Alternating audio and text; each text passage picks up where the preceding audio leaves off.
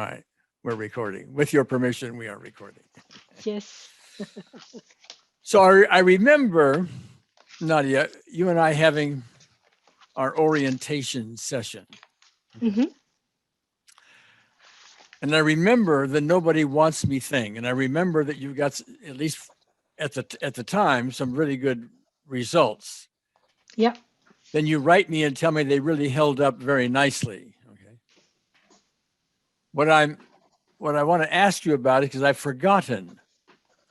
What did I know we did an unseen therapist session or two. Did we go back to the womb? Did we do a specific events? Remind me what we did. It's interesting. My experience when something is healed, usually I don't remember. No,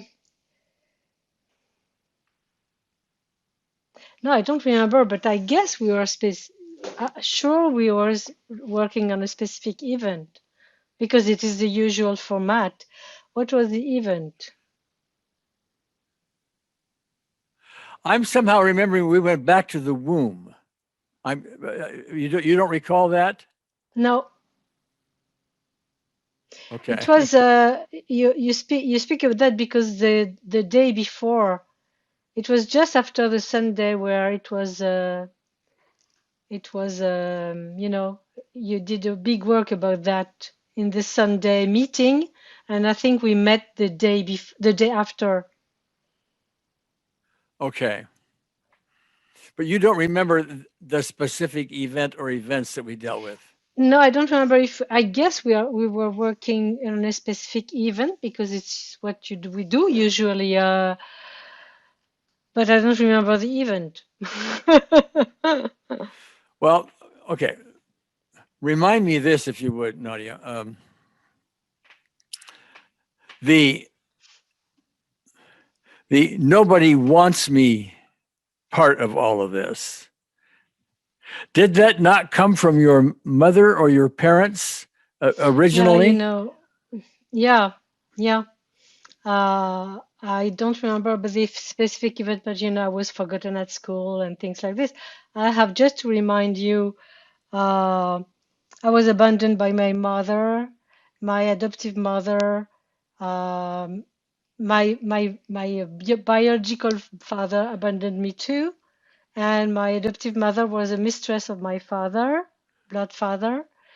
And finally, she abandoned me too. So I was at the orphanage from 3 months old to 2 years and a half, almost three. During this time, my adoptive mother married.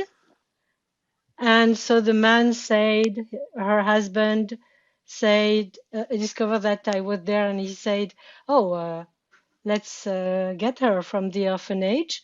So I was like, in French, we say legitimated by the marriage of my mother. So I was not adopted. I usually say that because it's easier to explain to people.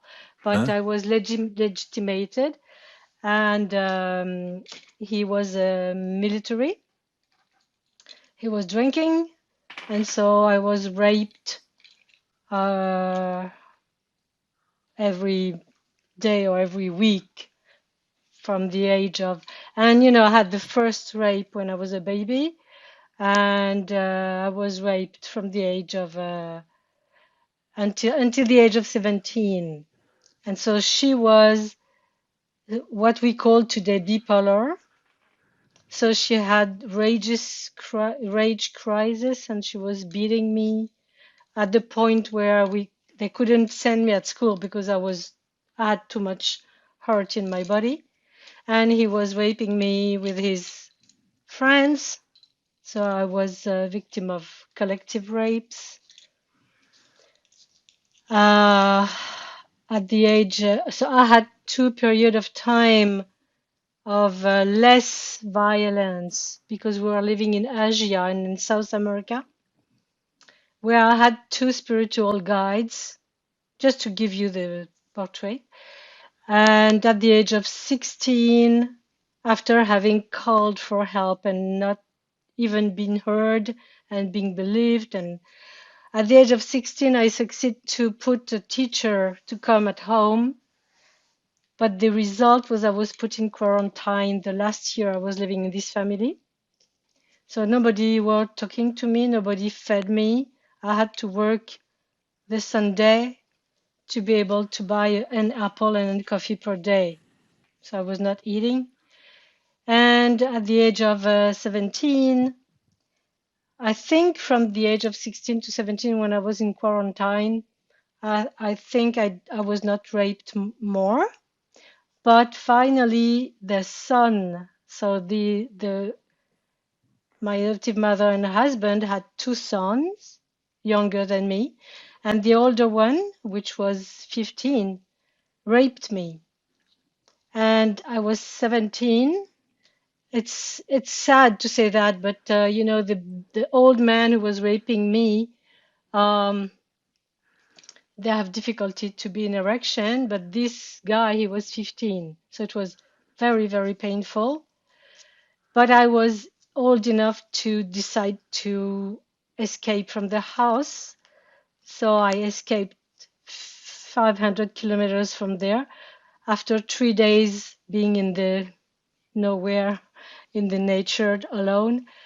Finally, the police found me, and I had the brilliant idea to say, I'm not going to give you my name up until the moment you put me out of this family. And I finally convinced them, and they said to me, okay, forget everything about that. Do your life, and I really had an amnesia from 17 to 34. And at 34, when I was ready, and was my soul and my body was ready, I began to have memories, and I was doing what it needs to heal that. I had 2-year therapy, three times a week to go through all of that, and so that's it. I think I was telling you a little about that. So it's my story, making short. All right. Well, if I recall correctly, and I don't remember all the details you just mentioned to me, but I speak to so many people, that's why I have a hard time. I know. But if I recall it correctly, your emotional response to the abandonment, the rapes, and your history was very intense. We did something with unseen therapists, a session or two with unseen therapists. One. And somehow that all just, well, underneath all that was nobody wants me. I mean, that was and what else could a child get from that? I mean, they may want me physically or sexually, maybe, okay, but they don't really want me, okay? I am just some kind of a toy. So the nobody wants me was your big deal. Now, do I remember right that all the abandonment, all the stuff you just told me was what's underlying nobody wants me? It was one leg of the table, and we were speaking about that. You said to me, just let take one thing, and I remember you told me, and I knew it's right. That's right. It's one leg of the table. So the nobody wants me. You took it because the moment I said it, I was suddenly so emotional that you said, okay, let's go there because it's present. Okay. So we did that. And your response to me then was, I forgot the words, but it was basically, wow, sort of response. I mean, you didn't expect to have that kind of freedom, at least at the moment. Now, I don't want to impose this on you. Is that what I heard? Yeah, it was not I didn't expect, because I know the power of the EFT, and I know the power of the OEFT. But each time, I know the power of healing, but each time I have always this reaction. So, wow, it could be so simple to heal and to let go. So what was interesting is that I had this sentence, and the moment I said it to you, I was quite surprised to have this emotional. So I saw, oh, whoa, I have a big impact here. And the weekend after, I had a training weekend with lots of people. And usually when I was arriving in a place, even if I'm very social and very, you know, very successful person, inside of me, usually I was like immediately seeing the details that people doesn't choose me. And I remember you were sharing with me something about not being picked during an exercise. And so I was the one who was saying, of course, nobody wants me. And it was interesting because I remember we were working about that, and you said to me, okay, look during the days that are coming. And I'm like you, I need to check. Okay, seems to be really great. Seems that my 10 is a 0, but I want to see it in the reality. And I was in this group, and it was very interesting because, first of all, I was not at all present to what is making me different from others in the negative side, what was making me that nobody wants me, and I'm going to have the proof. But more of that, I lived a moment in this meeting, in this training, where we were in two groups because we're making a training outside, and because of the pandemic, we had rules to follow. So we had to be no more than 8 person per group. So we were divided in two groups, and so we arrive in my group and we sit all around, and I'm part of the group, which is not a usual feeling. So, and suddenly the leader looked at me and said, Nadia, don't sit here, go there. And she showed me completely outside at the end of the group. So Yeah. I didn't like it, of course I was. And so I said, why? And so she said, because you are too close to the other group. We really need to physically sit two different groups. And I was a little like, frustrated. Like, I don't like to be at the end of the group, and after that was okay, and I was sharing. And after a while, I realized, wow, I'm not at all disturbed. I didn't have these thoughts that were Okay. immediately coming. And this time I knew, okay, this sentence has no impact now on me. Okay. Now, as therapy tends to go, even with optimal EFT and the unseen therapist, that's unusual because usually something like nobody wants me has so many pieces to it and so many events and so many things that feed into it that for us to do one session, and it is not impossible to happen, but it is unusual. Usually you've got to go dig some more other stuff up. But it's only a tabletop. What's One that? one leg. It's only one leg of the table. Well, it's one leg of the table, but that's a tabletop all by itself. Nobody wants me. Yeah. I mean, that You can be don't a know. Yeah. okay. I mean, there are lots of labels for tabletops. Okay, but Oh nobody yeah. wants Okay. me. Go ahead. It's an image. I was trying to use the image to let me be understood. Okay. Now, it's interesting because um, I begin to face the challenge of studying the OFT. It's the reason why. Did you see that I sent you today a message, an email? Yeah, I want to ask you about it, but go ahead. Yes. Yeah. So it's a photocopy of the image I did because I was writing it in a little notebook.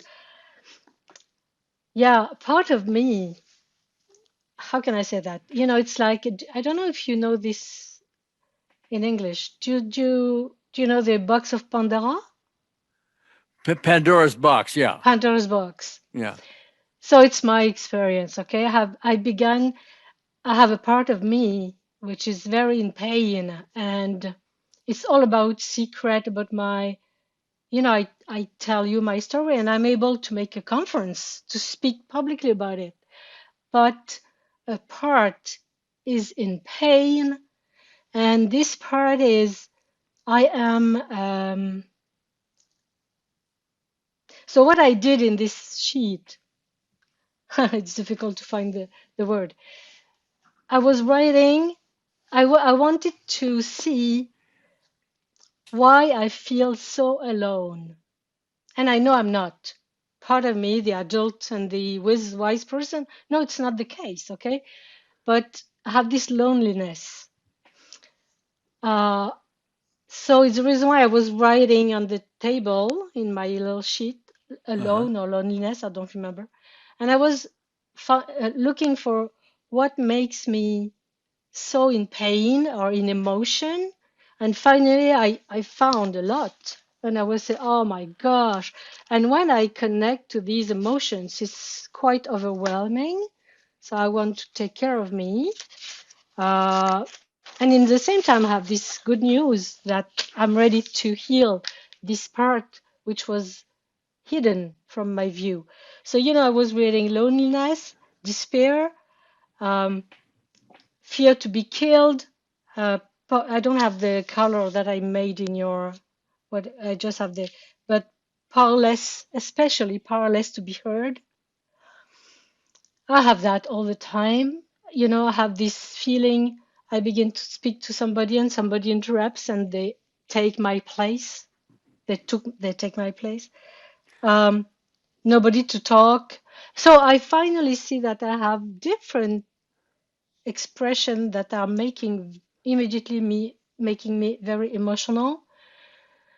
And for some weeks now, as I study, I didn't have a period of time as I was writing to you, had a big event. So I didn't study for 10 days. I didn't touch at all to the content. But as I study, for me, the experience is somebody very big and is arising, ready to be healed. Okay. And it's all about the secret of my childhood. They have no right to speak, and in a way, I'm an incredible speaker, but I don't have my voice. I can tell it to you, okay? Not going to say it publicly, but I can be an incredible speaker. But truly, I don't have the power of my voice. I don't request help. I don't, so I was writing in this sheet. I didn't know why you suggested us to speak, but I wanted to share that with you. Well, okay. So what you're telling me, there is a lot more to work on, like we all have. Okay. Yeah. And you were talking about, while you are a good speaker, and what I'm hearing you say is, like from the outside, somebody listening to you would go, "Oh, good speaker, good speaker." Within you, you don't feel the same power that you would, as much power, as much confidence as you might like, so that your speaking becomes even more powerful. Do I hear that right? The fact is, I never speak about me. I don't trust people. I never request help. And I feel alone. And for example, I was speaking with a friend and he said to me, you are distant. You have the feeling that your family never ask for your news but you are distant. You never speak about yourself. You listen to people, you ask questions, and you never speak about you. And it's true, some people say to, how are you doing? And I said, oh, that's okay. And I begin to ask questions and I have this quite impossibility to share myself. All right. That that is a limit that you have. I don't know if you recognize this or not, Nadia. Um, but people who have had difficult backgrounds, childhoods, like you've had, okay, tend to want to keep it secret, like it's a black mark on them. Okay. Yeah. Okay. When what really happens, if you are free, if you feel free to be open about it as you were with me, okay, people relate to you on a whole new level. Let me give you an example. There's a TV program. I think it's a silly program, but I watch it because it's entertaining. It's called The Bachelorette. Are you familiar with it?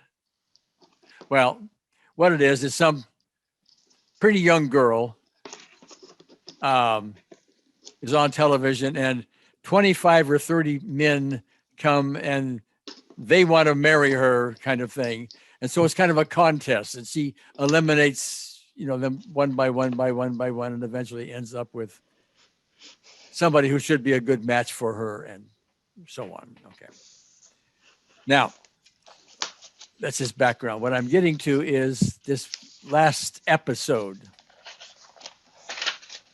They had some of the fellows sitting around in a circle and required them to tell their own personal stuff, that they don't tell anybody else. And they did. And she ended up at the end of it. This is what's important. Saying, I'm almost paraphrasing this. I put myself out, and you guys have seen myself out as someone who's a very sexually aware, I find sex important, and so on. She says, what you don't know. And she starts telling a story just like you told me. It wasn't rape from infancy on, but it happened to deal with she got drunk one time and she was raped. She didn't want to call it rape, but all of that. And it's affected her life. And she wasn't really as sexually driven as she puts out. And it was very revealing of her, number one. But number two, as she's telling her story, you start to really feel for her. You start to really relate to her. All of us have had experiences in our life that may not be as dramatic as yours, okay? But we all have experiences in our life that we keep secret, that nobody else knows. We don't want them to know, and we're not free because of it. Now, I don't know if that helps you or not. Does it? What you say is that sharing personal stuff makes people feeling close to you. Is that what you say? Well, yes, and I'm also saying to consider, it's not advice, I'm just saying consider being free about your story. Yeah, I know. You come alive. You come alive, Nadia, when you tell that story. Yeah, I'm sure of that, but I don't how can I tell you? I've done lots of things. How can I tell you? I know it's true, okay? But the fact is doing it. Yeah. A friend of mine called me and we spoke about my desire for years to write my story. And I am an active person. I'm an action person. When I want to do something, I do it. When I want something, I have it. I'm a winner, and I don't do it for years. And with OEFT, I became aware that it's because I'm in terror. I'm in terror to be killed. And so all these unresolved things that are hidden are now coming back. I am completely convinced that to feel close to people, I need to share myself, but I don't do it. Well, and so what I want is to heal that, to yeah. gain my freedom. I'm convinced mentally, but emotionally, I feel totally blocked. Okay. You see?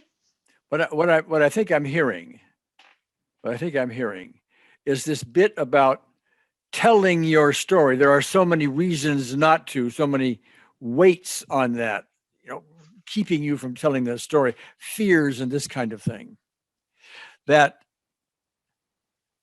the evidence for your freedom from all those things, keeping it a secret, the fears and the death threats and this kind of thing, once those are resolved, you will know they are resolved when you finally feel free to, hey, look, this is what happened to me. Okay. Yeah, I need to be free of making requests. You know, that it's so difficult for me even to say we are lost in the city and my husband say, let's ask to this person. I said, no, I'm going to find it myself. It's, it's immediate. So I have Yeah. no Okay. freedom to make requests. I have no freedom to trust people. Um, I have always this feeling that I try to speak and people don't listen to me. And I may choose the people who are not good listeners, but uh, uh, and so what I was writing in this sheet is all the sentence which are coming and which are maintaining me in this blockage, I have in So mind. yeah. Go ahead. So yeah. Um, I don't know. I don't know where we go with that. Well, But I have. yeah, I feel very powerless, Okay. I and and I avoid. Usually, I avoid things.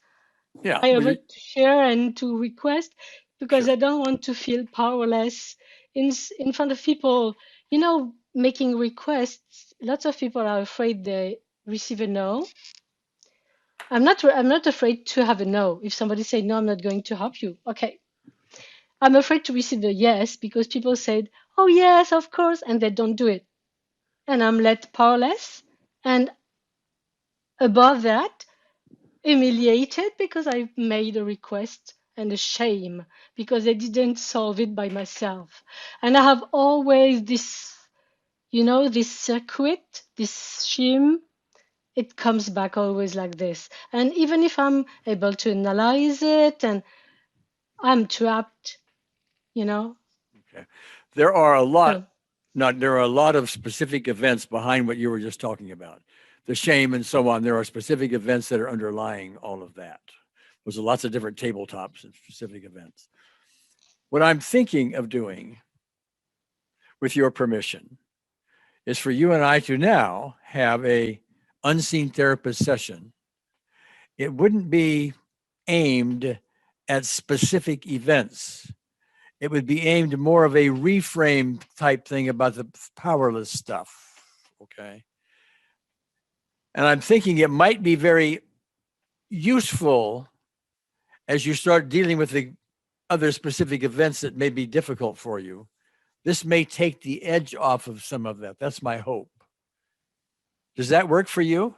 yeah, because in the paper you were asking me, you can see colors, and I was writing some specific event. I was trying to find some specific event to each sentence were activating me emotionally. What was in orange was what was really activating, and I was writing some specific event about this sentence. But yeah, let's go. Well, um, let me do something here. I'm going to do something in just a minute. Ta ta Nadia. And Gary, we just had 2 meetings, but I know you for a long time because I practice EFT and read all your stuff. And so, when we had this conversation last time, after that, I was thinking, I trust this man. Usually I don't trust people, but I Oh, know you for a long time, because I well, work with okay. you with EFT Well, for a long time. Yeah. not all people are all that are trustworthy. Okay, so there's a blend in there. If you trust no one, that's that But if you trust most people and you're cautious about some, that's probably more realistic. Okay. Yeah. It's a way of speaking. Yeah, you're right. Um, but what I just did was I enabled you to record this session. So Okay. if you, Oh yeah, it's written recording. well, that's because I'm recording. Oh, okay. Okay. I So remember you did click that last time click the too. record button down at the bottom. Oh yeah, this one. Done. All right. Okay. So hopefully we're both recording. So you could go back to this recording and replay it if you want to. It's the kind of thing that maybe if you heard it several times, it would be more useful than just once. Okay. And I don't really know what I'm going to be doing. I just sort of do it, and I let unseen therapists just sort of do whatever happens. Okay, so anyway, so close your eyes and sit back. You're going to take a nice deep, relaxing breath. All right. And just recall, this is a way of inviting unseen therapists. Just recall a loving moment